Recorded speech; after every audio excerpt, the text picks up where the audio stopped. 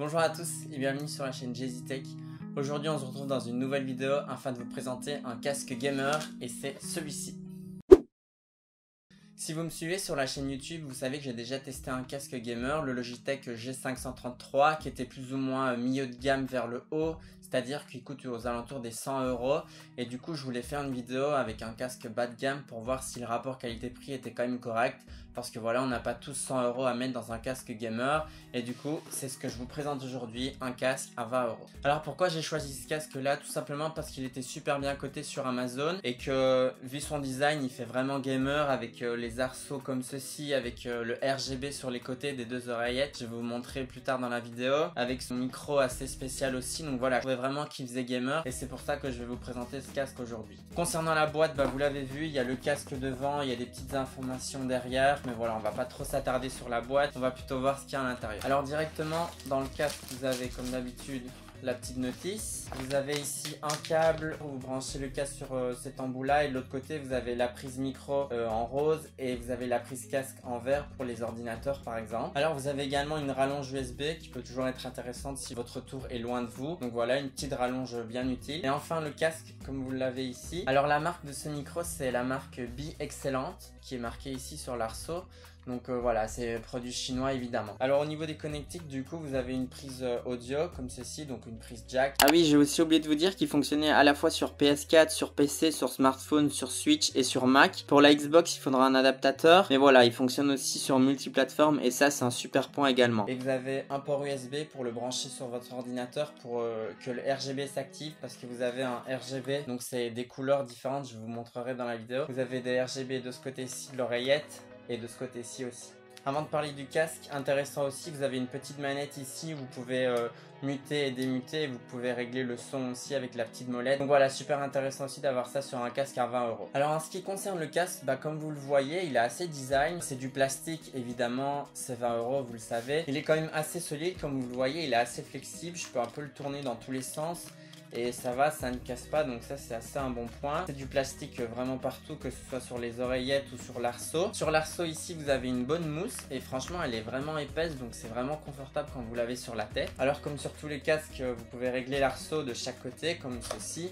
Donc voilà, pour bien le mettre sur votre tête pour qu'il tienne bien. Au niveau du poids, il fait 200 grammes, donc c'est vraiment très léger. Je l'ai testé pendant de longues heures et franchement, vous ne le sentez pas sur votre tête. C'est comme si vous n'aviez pas de casque, il est vraiment très léger. Et il ne fait pas du tout mal à la tête quand vous l'avez pendant de longues heures. Comme je vous l'ai dit, il se porte très bien sur la tête. Et les mousses, ici, c'est du plastique, mais ils sont assez confortables et ils enrobent bien l'oreille. Donc ça, c'est un bon point. C'est vraiment un gros point important pour moi dans un casque, c'est que l'oreillette couvre bien toute l'oreille afin d'éviter d'avoir mal aux oreilles quand on le porte trop longtemps sur la tête. Au niveau du micro, il suffit de le descendre ici et vous l'avez devant.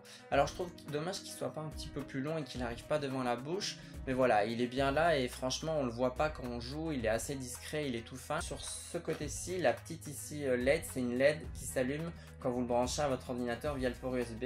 Je vais le brancher sur l'ordi et je vous montre ce que ça donne avec le RGB. Voilà le RGB, donc vous voyez que sur l'oreillette il y a des couleurs différentes, donc il y a du vert, du bleu, vous avez pareil de l'autre côté. Et comme je vous l'ai dit ici, le micro s'allume, alors lui il s'allume toujours en bleu, il n'y a pas moyen de changer la couleur, c'est vraiment que sur les oreillettes où ça change de couleur. Donc voilà ce que donne le casque quand vous avez le RGB qui est allumé grâce au port USB.